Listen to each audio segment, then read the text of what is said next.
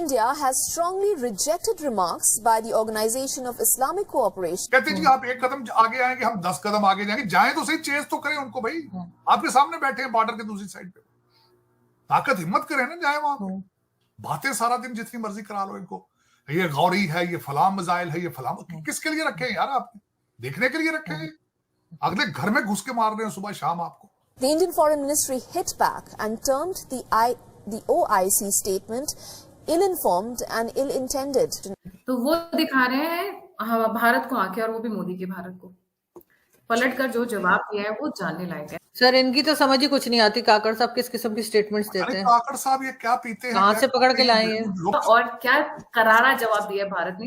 क्या वजूहात है, मतलब जो कैलकुलेशन थी मोदी जी की गवर्नमेंट की वो बिल्कुल परफेक्ट उन्होंने की हुई।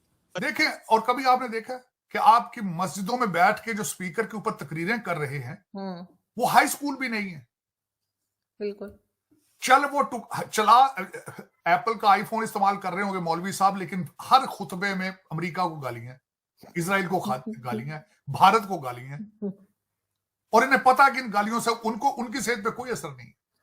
और आज इनको कोई मौलवी साहब को मस्जिद में आके कहना आपको अमेरिका वाले एम्बेसी वाले बुला रहे हैं, तो उसी वक्त भाग जाए खुतबा दरमियान में छोड़ के। India is getting so much important कि वो दूसरे मुल्कों के जो पॉलिटिक्स है या उन मुल्कों के अंदर फॉर गुड और बैड वो पॉपुलर है इस वक्त। नमस्ते दोस्तों, जय हिंद। इंडिया स्पेशल में आपका स्वागत है। दोस्तों, भारत सरकार ने आर्टिकल 370 को लेकर ऑर्गेनाइजेशन ऑफ इस्लामिक कंट्रीज के बयान को पूरी तरह से खारिज कर दिया है। ओआईसी ने जम्मू कश्मीर से आर्टिकल 370 को हटाए जाने को लेकर सुप्रीम कोर्ट के फैसले पर चिंता जताई थी। विदेश मंत्रालय के प्रवक्ता ए बागची ने कहा, मानवाधिकारों का बार बार उल्लंघन करने वाले और बॉर्डर पार टेररिज्म को प्रोमोट करने वाले के कहे अनुसार उठाया गया। ये कदम न सिर्फ सवालों के कटघरे में आता है, उससे संगठन की विश्वसनीयता को भी धक्का लगता है। भारतीय विदेश मंत्रालय के प्रवक्ता ने ओआईसी के साथ साथ बिना नाम लिए पाकिस्तान को भी खरी खरी सुनाई है। बागची ने कहा है कि ओआईसी की ओर से कहे गए बयान को भारत पूरी तरह से खारिज करता है। भारत के सुप्रीम कोर्ट पर दिया गया ये बयान न सिर्फ गलत जानकारी पर आधारित है, बल्कि गलत धारणे से दिया गया है। अब पाकिस्तान भारत के द्वारा इस बयान को सिरे से खारिज किए जाने पर बौखला उठा है।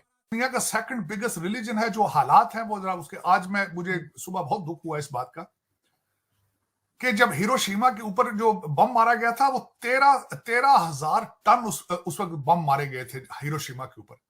आज तक की डेट तक के 12,000 टन जो है वो बारूद जो है मारा जा चुका है गाजा के ऊपर, और एवरेज चल रही है 1500 से 2,000 लोगों की डेली बेस पे मौत पे।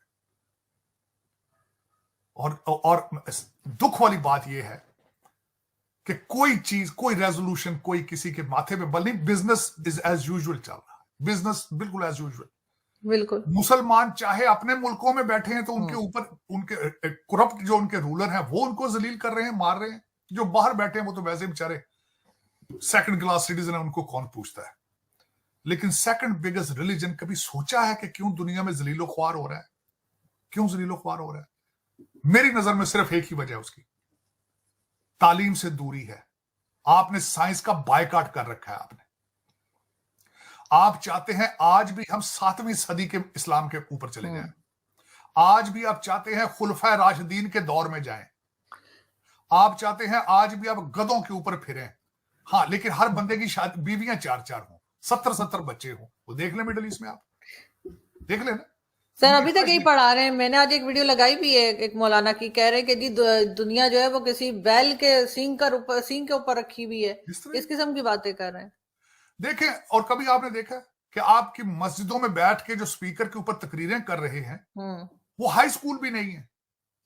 बिल्कुल चला एप्पल का आईफोन इस्तेमाल कर रहे होंगे मौलवी साहब, लेकिन हर खुतबे में अमेरिका को गालियां, इजराइल को गालियां, भारत को गालियां, और इन्हें पता कि इन गालियों से उनको उनकी सेहत पे कोई असर नहीं।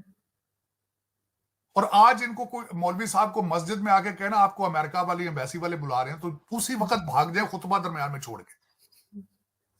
लेकिन उसमें आरज़ू मैं अब इसका क्या बताऊं आपको, जो मैं गाजा की बात कर रहा था, लेकिन इससे बेहतर तो मैं समझ पाकिस्तान हमारे मुसलमानों से बेहतर अभी भी, हालांकि मुझे गिला था, आज सुबह यूनाइटेड नेशंस में वोटिंग हुई है। 153 कंट्रीज ने सीज फायर करने के लिए वोटिंग की, इंक्लूडिंग इंडिया।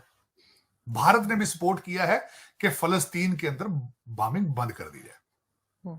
10 मुमालिक हैं जिन्होंने इसके हक में वोट दिया है, उसमें अमेरिका भी शामिल है। मुझे सुबह बड़ा अफसोस हुआ, लेकिन उसके बाद यह पता चला है कि अमेरिकन एडमिनिस्ट्रेशन ने इजराइल को कहा है कि जनवरी 1, 2024 हम अपनी सपोर्ट बंद कर देंगे। ऑर्गेनाइजेशन ऑफ इस्लामिक कंट्रीज ने भारत को आंखें दिखाने की कोशिश की, उस भारत को कि जो कि बढ़ता हुआ भारत है, उदा हुआ भारत है और अग्रसर भारत है, सुपर पावर बनने की तरफ बढ़ाता हुआ भारत है। तो वो दिखा रहे हैं भारत को आंखें, और वो भी मोदी के भारत को। पलट कर जो जवाब दिया है वो जानने लायक है। तो इसी मुद्दे पर हम इलाबोरेट करेंगे। Harimohan, very warm welcome on the show. क्या है मुद्दा और क्या करारा जवाब दिया है भारत ने? जी सभी को नमस्कार। मामला ये है मैडम कि इंडिया ने अभी क्या किया है, सिचुएशन को 370 हमने 5 अगस्त 2019 को हटाया। अब असलियत में ये मामला लेके जाया गया सुप्रीम कोर्ट में। सोचकर देखिए, हमारी कंट्री की डेमोक्रेसी, हमारे का यहाँ पर सेपरेशन ऑफ पावर के संसद ने जो डिसीजन ले लिया, उसके ऊपर कोई भी आम बंदा उसको चैलेंज करने के लिए सुप्रीम कोर्ट लेके जाता है और सुप्रीम कोर्ट 5 बेंचेस मतलब 5 जजेस की बेंच बनाकर उसे सुनता है। This is the beauty of our country ना। सोचिए ये मतलब किस लेवल पर लेके गए, और उसको जब सुनता है तो सुना, डिसीजन लिया। डिसीजन ये आया कि भाई असलियत में सुप्रीम कोर्ट ने डिसीजन दिया कि जो हमारी संसद ने डिसीजन लिया वो बिल्कुल ठीक है, कोई प्रॉब्लम नहीं है, वो कॉन्स्टिट्यूशनैलिटी में बिल्कुल ठीक है, तो हमें किसी तरीके की टेंशन लेने की जरूरत नहीं है या प्रॉब्लम क्रिएट करने की जरूरत नहीं है। ये सुप्रीम कोर्ट का डिसीजन था, सीधा सीधा। अब सोच कर देखिए, मेरे कंट्री का पार्ट, मेरे देश में लेटर ऑफ एनेक्सेशन साइन हुआ है, मेरे देश के साथ मेरे देश की संसद ने डिसाइड किया है, हमारे देश की सुप्रीम कोर्ट ने डिसाइड किया है। ओआईसी कौन होता है? असलियत में ऑर्गेनाइजेशन ऑफ इस्लामिक कोऑपरेशन, एक 57 कंट्रीज की वो ऑर्गेनाइजेशन जिसकी अगर आप विकिपीडिया पे जाकर देखेंगे, एक लाइन में उनकी औकात दिखा रहा है। एक लाइन क्या है? इस्लामिक कंट्रीज के मतलब जहां पूरी दुनिया में मुस्लिम्स के इंटरेस्ट्स को बचाने के लिए एफर्ट करने वाले हैं। Can you imagine? Only for Muslims. इसका दुनिया के दूसरे किसी रिलीजन से किसी तरीके से कोई मतलब नहीं है। पाकिस्तान में, बांग्लादेश में, किसी भी दूसरे कंट्री में माइनॉरिटीज मर रहे हो, इन्हें कोई दिक्कत नहीं है, मरते रहो, बस मुसलमान को कुछ नहीं होना चाहिए। ये इस ऑर्गेनाइजेशन का बायस्ड माइंडसेट है। और ये ब्लैकमेल किस नाम पे करते हैं? क्योंकि 57 देश हैं, 57 देशों में ज्यादातर आप अगर उठाकर देखोगे तो ऑयल जो एक्सपोर्ट करने वाले हैं या ट्रेड रूट के ऊपर है। दोस्तों, इसके बारे में आपका क्या ख्याल है? आप कमेंट बॉक्स में बताऊं, और इस वीडियो को लाइक जरूर करें और चैनल को सब्सक्राइब करके हमारी इंडिया स्पेशल की फैमिली में जुड़ जाए। धन्यवाद।